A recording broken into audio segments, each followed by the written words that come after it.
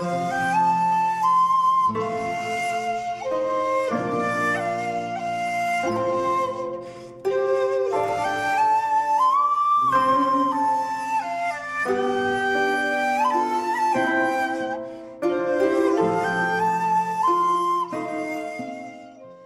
there, this is Satyajit Ronan from Satyajit Ronan Films, and welcome to part 17 of my Satyajit Ray season. And today we're going to talk about 1978's Joy Baba Felunath, or The Elephant God, or Hail the Elephant God.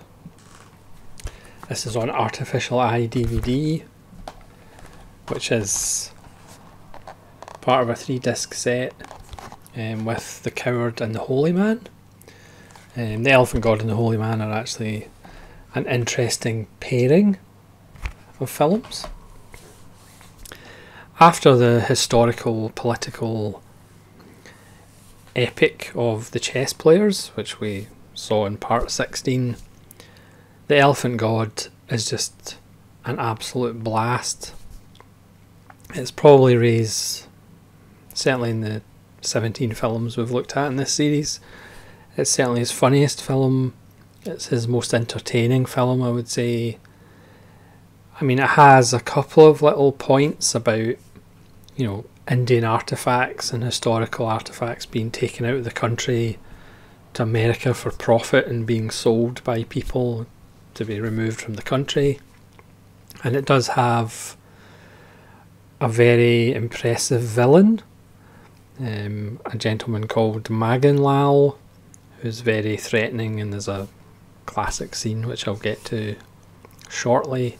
But on the whole, this is a very light-hearted, it's Ray doing Sherlock Holmes or Hercule Poirot.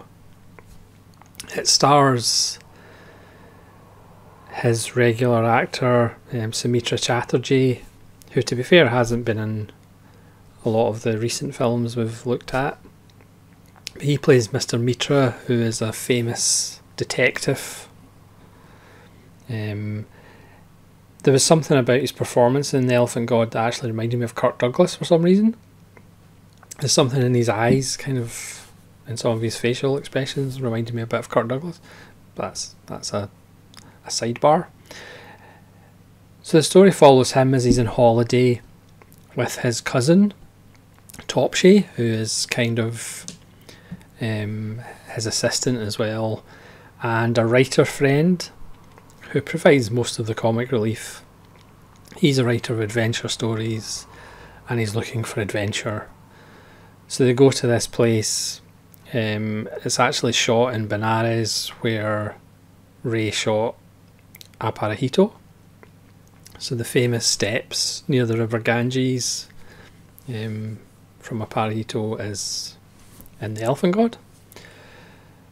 So they're just wanting some relaxing times. There's a nice kind of side story.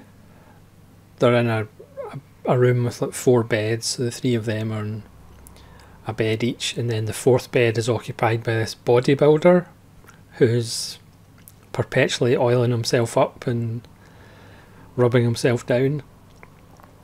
And the writer is fascinated by his muscles and the names of his muscles. It's really quite funny. And during their time there, the guy who owns the hotel introduces them to Mr. Goshal, whose father has a gold coin about that size of Ganesh, the Elephant God, which contains an emerald and rubies and diamonds, and it's been stolen from his safe. Now we see a scene at the start of the film with Mr. Goshal, and who we find out is Maganlal, and Maganlal wants to buy it off him, but because it's his father's, because it's a family heirloom, because it's deemed to bring the family luck, he says it's not for sale, and then a couple of days later it's stolen. So Mr. Mitra and his couple of sidekicks are employed to find the coin. So again, this is pure Poirot and Sherlock Holmes. It's an absolute blast. There's a whole side story about this holy man shaman who might not be as he appears. You have the bodybuilding side story. You have the wonderful relationship between Mr. Mitra and his pals and the son of Mr. Goshal, or the grandson of the owner of the coin that goes missing. And he's obsessed with adventure stories. He's obsessed with a character called Captain Spark. And of course, Mr. Mitra's friend is a writer of adventure stories, and that ties in to the plot. Obviously there's red herrings, there's plot twists, there's a wonderful, spectacular finale. If you're familiar with Sherlock Holmes, he obviously does like to dress up a bit, and that features in just a wonderful finale of the film. There's a wonderful scene where the three investigators get called in by Mr. Maganlal, and he pretty much is trying to convince them to just give up the investigation. He offers them money, and then there's a bizarre knife throwing exhibition where one of the characters gets put up against the board, and this quite what's the word, odd character starts throwing knives at them. I mean, they originally go in and Mr. Mitra tells his sidekicks not to drink anything just in case it's been poisoned. So there's a wonderfully funny scene with the writer friend who desperately doesn't want to drink anything when they're offered liquid sherbet. It's a really good scene. The villain, like I said, is really threatening and really nasty. Things happen. I mean, the film opens with this painter who's going to paint this scene with gods and goddesses, and he's going to paint it, and he's telling the little boy, the grandson, about the stories and how it happened. So the film is about storytelling. It's obviously about a mystery, but it's just purely enjoyable. It's another 4-star Ray film. I just feel like almost every film in this series I'm either given 4 stars or 5 stars. Not that I'm biased or anything.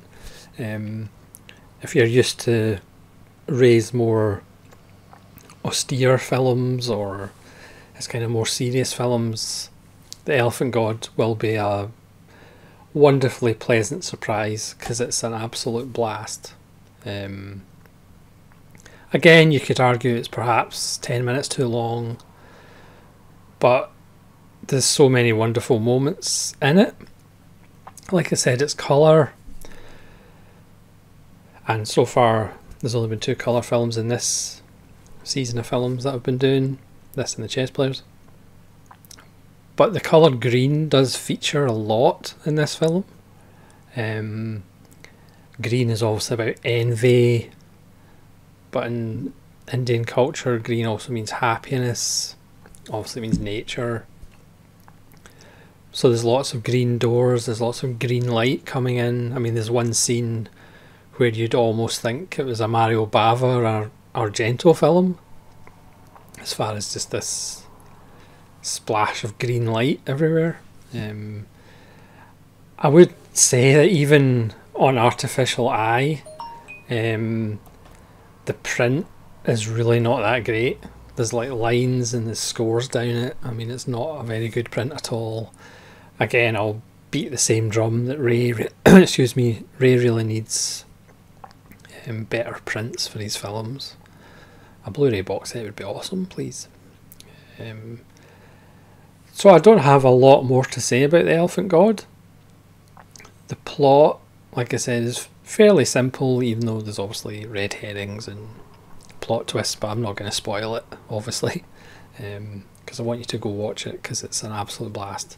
If the Elephant God doesn't put a smile on your face, I think there's something wrong. So thanks very much for watching part 17 of my Satyajit race season. Hopefully you'll join me for part 18. Please let me know if you've seen the Elephant God and what you think of it. And we'll see you again down the road. This is Solitary Ronin from Solitary Ronin Films saying thanks very much for watching, and farewell.